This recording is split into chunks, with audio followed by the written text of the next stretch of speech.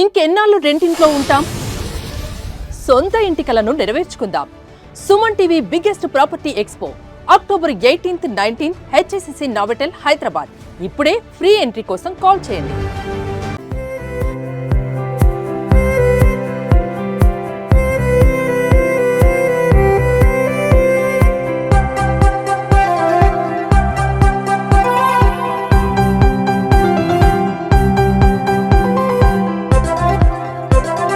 Welcome to Suman TV. This is Satyam Prasad. Chittoor నగరంలోని నీవా నది సమీపాన సుమారు 7 శివాలయాలను అదేవిధంగా అక్కడే ఉన్న వెంకటేశ్వర స్వామి ఆలయాలను కూడా చోళరాజుల కాలంలో నిర్మాణం జరిగినట్లుగా మనకు చరిత్ర చెబుతోంది. ఈ నేపథ్యంలో భారతదేశ వ్యాప్తంగా కూడా సుమారు 108 శివాలయాలను కూడా చోళరాజుల కాలంలో నిర్మించాలని కూడా మనకు చరిత్ర వివరిస్తా ఉంది. ఇదే నేపథ్యంలో చిత్తూరు నగరంలో పూతలపట్టు నియోజకవర్గం కూడా కలుపుకొని మొత్తం 7 శివాలయాలు అనుకుంటే ఇప్పుడు 8వ శివాలయం కూడా మనకు ఈ రోజు కంటపడింది. ఇక్కడ ఉన్న గ్రామస్తులు మనకు వివరించిన వివరాల మేరకు వారు పొలం పని చేస్తూ ఉండగా ఇక్కడ సప్తకన్యకలమ్మ ఆలయము అదేవిధంగా శివాలయం యొక్క శిథిలావస్థలో ఉన్న అవశేషాలన్నీ కూడా బయటపడింది. ఈ గ్రామస్తులు అందరూ కలిసి ఇక్కడ సప్తకన్యకలమ్మ ఆలయాన్ని కూడా నిర్మించడం జరిగింది. కానీ శివాలయం శిథిలావస్థకు చేరుకోవడంతో అందులో అది అతి పురాతనమైన పచ్చరాతి విగ్రహాలతో తయారు చేసిన స్తంభాలతో ఈ గుడిని ఏర్పాటు చేయడం జరిగింది. కాబట్టి సుమారు 1000 ఏళ్ల చరిత్ర కలిగిన ఈ ఆలయాన్ని పునరుద్ధరించాలని దేవాదాయ శాఖకు విన్నవిస్తున్నారు. ఈ దేవాలయానికి సంబంధించి సుమారు 500 ఎకరాల మాన్యం భూమి కూడా ఉందని కూడా పక్కా లెక్కలు ఉన్నట్లు కూడా గ్రామస్తులు తెలియజేస్తున్నారు. మరి ఈ మాన్య భూమి ఎక్కడుందో వాటిని తెలుసుకొని దాని ద్వారా వచ్చే ఆదాయంతో ఈ ఆలయాన్ని కన్నా పునరుద్ధరించగలిగితే తేనేపల్లిలో ఉన్న గ్రామస్తులందరికీ కూడా ఇది ఒక గొప్ప విశేషమైన గుడిగా మిగిలిపోతుందని, చరిత్రలో ఉంటుందని వారు ఆశపడుతున్నారు. ప్రభుత్వం గాని దేవాదాయ శాఖ గాని నెరవేర్చాలని వారు సుమన్ టీవీ ద్వారా కోరుకుంటున్నారు.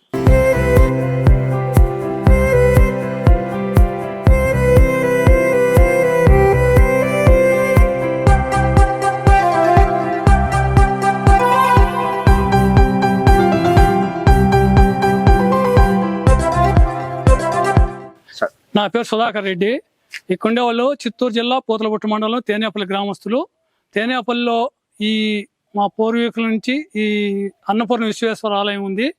ఈ ఆలయానికి సంబంధించి నీవా నది పక్కన ఉంది. ఈ నదిలో ఎప్పుడు నీరైతే పోతా ఉంటుంది. ఈ గుడి శిథిలం కాకూడదు అనేసి గ్రామస్తులందరూ చేరి ఇక్కడ వినాయక స్వామిని ప్రతిష్టాపన చేసి అందరూ కొలుచుకుంటా ఉన్నాము. ఇదే ఉంది, మళ్ళీ ఆడ కూడా ఉంది అనేసి ఆ పక్క నాగాలమ్మ గుడి ఉంది అనేసి వాళ్ళు ఆ కాలంలో స్థాపన చేసిన అమ్మవారు. ఆ అమ్మవారిని పోయి అందరూ చూసి అయ్యో ఇక్కడ కూడా అమ్మవారు ఉంది కదా, మనం ఎందుకు మన నిర్లక్ష్యం పెద్దలు చేసినారని దాన్ని అంతా గ్రామస్తులు చేరి పునరుద్ధరణ చేసినాము. ఇంకా ఈ శివాలయము అన్నపూర్ణేశ్వర ఆలయం చేయాలంటే మాకు అంత శక్తి లేదు కాబట్టి దీని మీద ఒక ఎమ్మెల్యే చొరవ తీసుకొని ఒక రాష్ట్ర ముఖ్యమంత్రి గౌరవనీయులైన చంద్రబాబు నాయుడు గారి సమక్షంలో కూడా ఎవరన్నా మా గ్రామస్తులు రమ్మంటే వచ్చి దీన్ని తెలియజేస్తాము. దీన్ని అందరికీ సౌకర్యంగా ఈ శిలా సంపదను పోగొట్టకూడదు అనేసి స్తంభాలకంతా అన్ని దేవుళ్ళు ప్రతిష్టాపన ఉంది. ఇలాంటి పూర్వవైభవ స్తంభాలు ఎక్కడ ఇప్పుడు శిల్పుల్లో లేరు కాబట్టి మాకైతే దాన్ని దయచేసి అందరూ కూడా మాకు సహకరించి దీన్ని ఏదన్నా పునరుద్ధరణ చేస్తారని కోరుకుంటున్నాను. శివాయ, నా పేరు వేలు, విశ్వ హిందూ పరిషత్ ప్రాంత అర్చకమఠ మందిర్ని, పురాతన దేవాలయ పరిరక్షణ సమితి ట్రస్ట్ సభ్యుని. చిత్తూరు జిల్లాలో నదీ తీరాన శివాలయాలు ఇంతవరకు 6-7 దేవాలయాలని అనుకున్నాము. పురాతన ఆలయాల్లో వావిల తోట ఒకటి అనుకున్నాము. ఈ మధ్య మాకు తెలిసిన విషయం ఈ తేనేపల్లిలో కూడా చెక్కు చెదరని శిల్ప సంపదలైన శివాలయము ప్లస్ వైష్ణవాలయము నది పక్కనే ఉండడము మాకు తెలిసింది.